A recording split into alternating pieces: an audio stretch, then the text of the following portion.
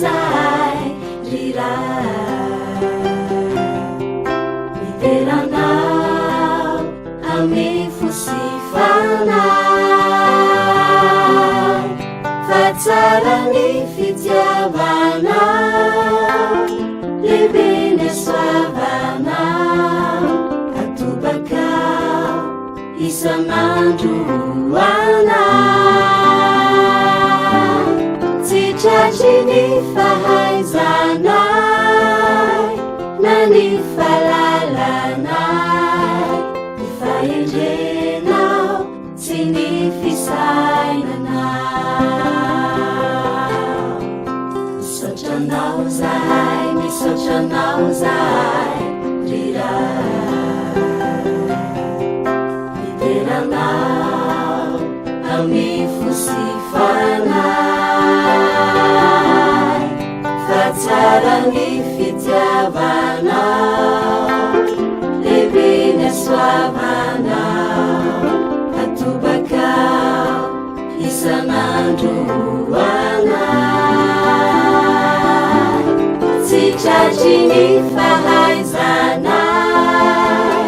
na ny falalanay ny fahendrenao sy ny fisainanao na ny masoandro na ny rivotro mena le fitahina anay toarina tsy takatry ny sainay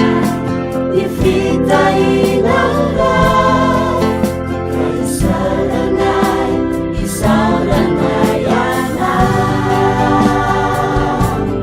tenina andro iray azatsy omena noaiza mo zahay tsisy azona iata tsy takatry ny sainay mihindra fonanay ka isaoranay isaoranay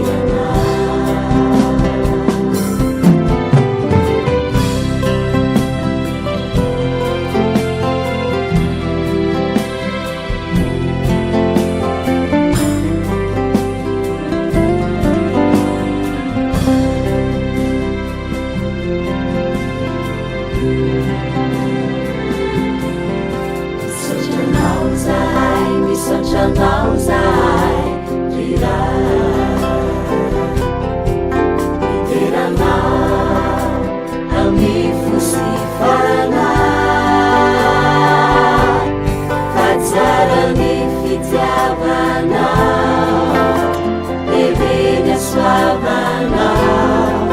atobakao isan'andro anay tsy tratry ny fahaizanay na ny falalanay ny fahendrenao sy ny fisainanay na fahorina zanolalovanay hay fisedrana entinao amy fianay tsy takatry ny sainay ny fitondrananay